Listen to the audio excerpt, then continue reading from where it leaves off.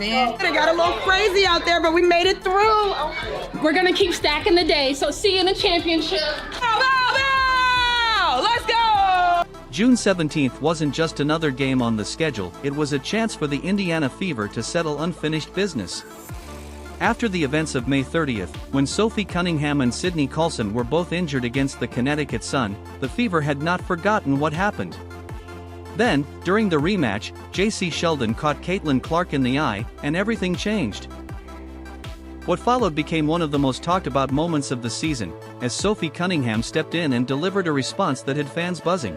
Chippy, the last time these two teams faced off too, Sophie Cunningham suffered her ankle injury in that game, but in addition to that, she actually had part of her front tooth knocked out. She made contact with Jacy Sheldon as Caitlin Clark knocks down the triple. But what people don't talk about enough is how hard you have to work to be able to be that good. All the hours that she's spent perfecting her craft. Retreating, firing and hitting! So she can do that! On Indiana arguing the call. I mean, step back, you're late. She almost looks you in the eye. If you're backing the Fever, drop CC and a spicy Sophie in the comments. Think back to May 30th, Indiana Fever versus Connecticut Sunday.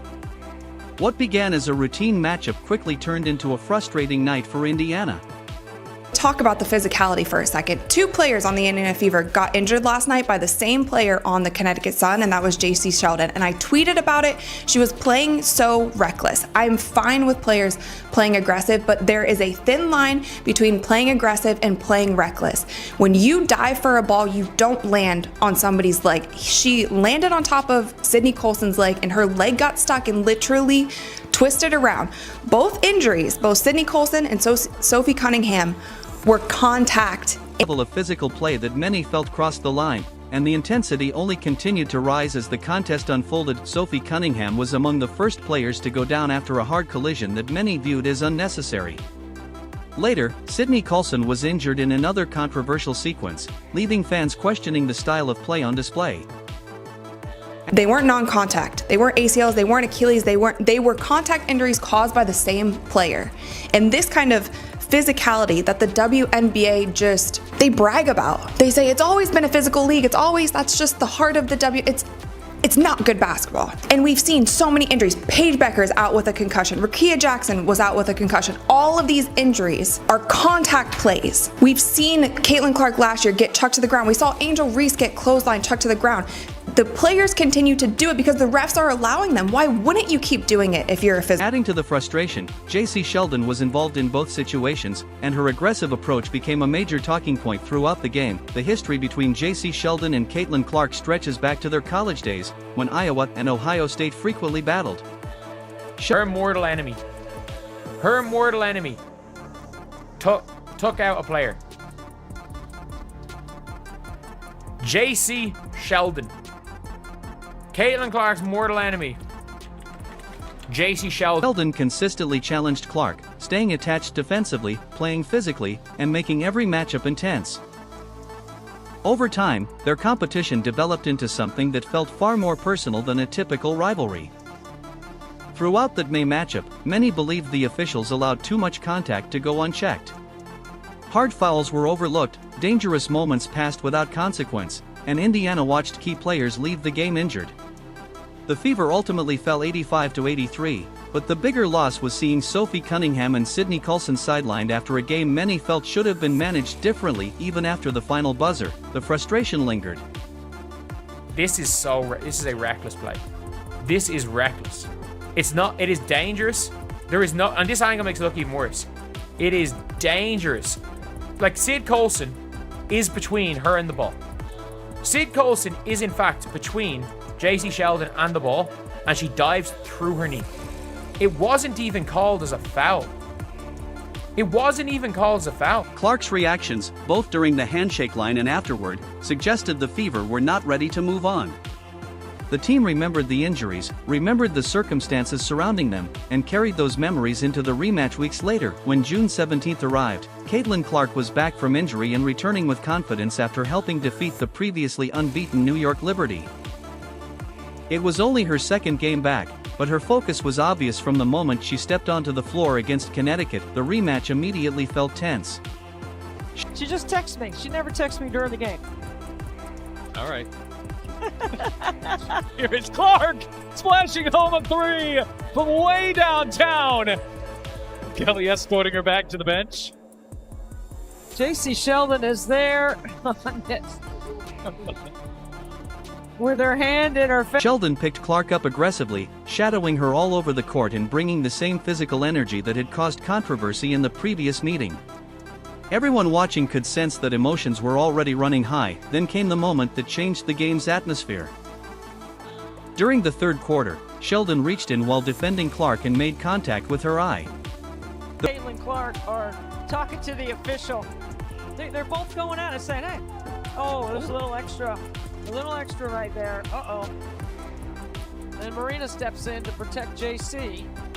The reaction was immediate, as Clark recoiled from the impact and the crowd quickly recognized the seriousness of the play. Clark grabbed her face and tried to recover, clearly upset by what had happened. Considering the recent history between the teams, many viewed the incident through the lens of the previous matchup. Third quarter we go. They're trailing by 10. Keep an eye on her and Jacy Sheldon. Clark trying to back her down. Sheldon, that was Clark, hitting her in the face. Clark is upset about that. Then everybody's upset about that. Marina Mabrey comes in. She decks Clark, tempers flaring on both. Responded by pushing Sheldon away, and the situation instantly escalated as emotions spilled over in front of a packed arena. As Clark stood holding her eye, confusion spread throughout the building. Fans watched replays of the contact and expected the officials to focus on the eye poke, yet attention quickly shifted to Clark's reaction. The decision that followed left many spectators frustrated and questioning the officiating. Despite just returning from injury and performing at a high level, Clark suddenly found herself penalized after reacting to the contact. I mean, is that displacement? I think it is. Oh, and Marina Mabrey is going to get ejected. If the officials saw that, Marina Mabrey is going to get ejected. Well, they're going to go and look at it. Look at Mabrey. She's got a scar on one side, a scratch on one side of her face, a scratch on the other side. It's not from the game today. I asked her about it. She's always in the mix. There's a lot of contact here.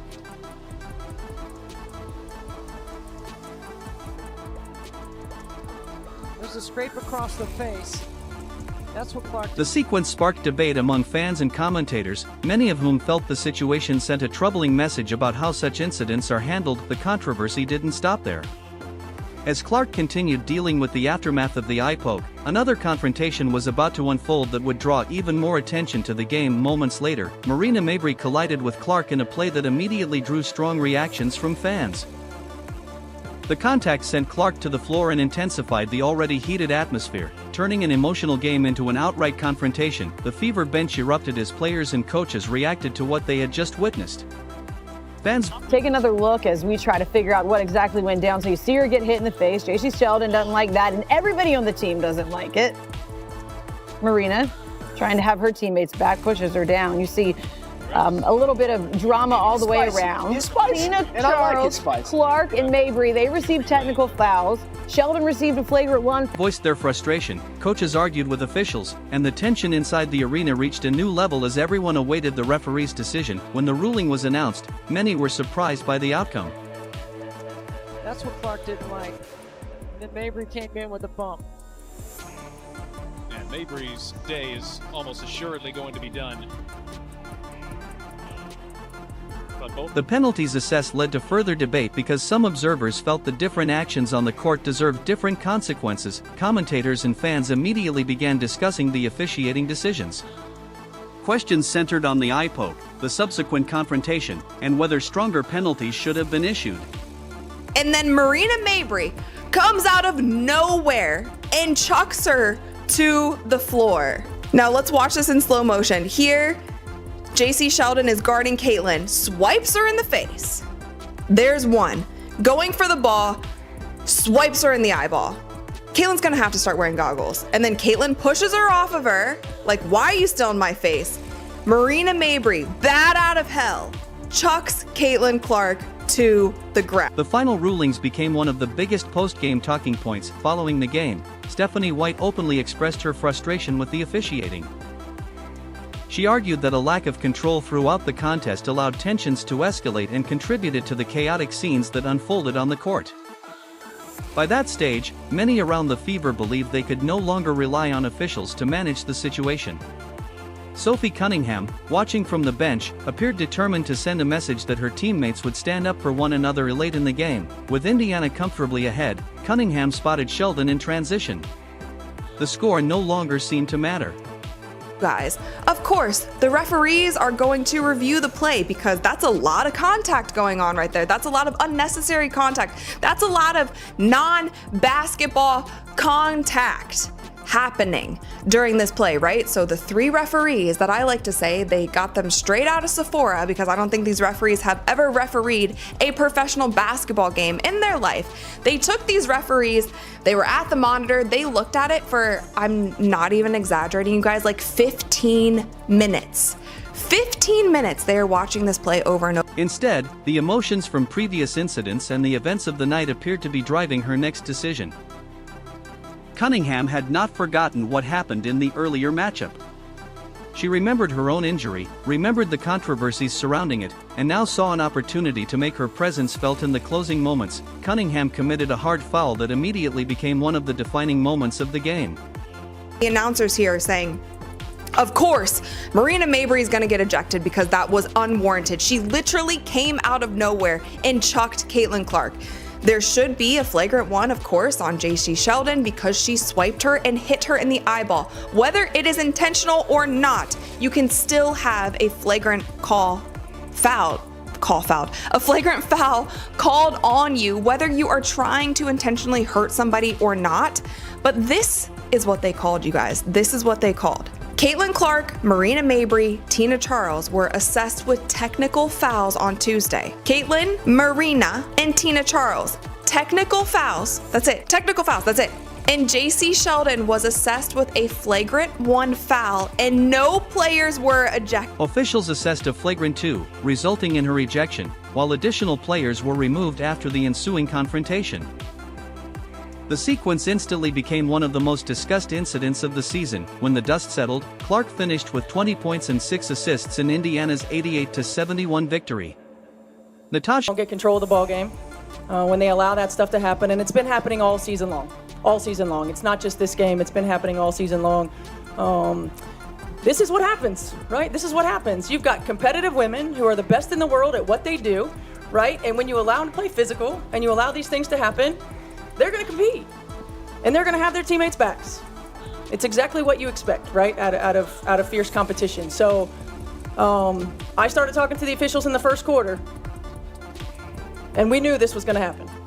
You could tell it was going to happen. So, they got to get control of it. They got to be better. Howard added a double-double. Kelsey Mitchell contributed 17 points, and the Fever earned a convincing team win in a game that carried significance well beyond the final score for Indiana. The victory represented more than simply defeating Connecticut.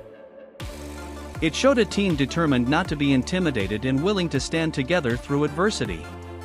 The win also secured the franchise's first appearance in the Commissioner's Cup final. Let's talk about Sophie Cunningham. At the end of the game, Jacy Sheldon is going for a fast break layup and Sophie Cunningham is running with her. And I remember in my head, like it happened in a split second and I said, oh, let's see. Let's see what happens here. The Fever left the court feeling they had answered the challenges from their previous meeting with Connecticut. Sophie commits a hard foul on Jacy Sheldon. Again, as Jacy Sheldon is going up for a layup, Sophie bear hugs her and takes her to the ground. What I will say is Sophie did not grab her and throw her to the ground. She didn't body slam her. She didn't do anything, in my personal opinion. Maybe I'm biased here, but I'm gonna give you guys my straight up honest opinion on this. She bear hugged her, took her to the ground. Yes, it was intentional. It was absolutely intentional. Clark battled through a physical night. Cunningham became a focal point of the conversation, and Indiana demonstrated a level of toughness that resonated with its fan base. In the end, the game highlighted the bond within the Fever roster. The team responded to adversity, stood behind one another, and emerged with momentum heading toward the Commissioner's Cup final against Minnesota. For Fever fans, it was a night that reinforced the importance of chemistry, loyalty, and resilience as the season continued. It was, to me, payback for what was happening the entire game. But she did it in a way that she wasn't going to injure Jacy. She was just making it known, like, if the refs aren't going to handle it, I will handle it. We'll take care of it, but this is not what you're going to do when you come into our house. It was an intentional foul. It was a hard foul. She brought her down. But with that, you guys, Jacy Sheldon got up and she was ready to go. So as you guys can see in this video, a whole scuffle breaks out. Sophie and Jacy are going after it. Both teams are running over, trying to break it up. It kind of goes into the fan. A rare miss at the rim for Aaliyah Boston, the league's top field goal percentage shooter in the WNBA, but it's Boston who comes up with the steal and the find to Howard. Clark working on the rookie. Clark on the drive. Hang, shot too strong. There's Howard to clean up. And Clark working off the ball, comes off the stagger. Third year in her WNBA in terms of setting up her teammates. Clark behind the back, feed inside. Two more for Howard. In a fever, fans were chanting, Sophie, Sophie.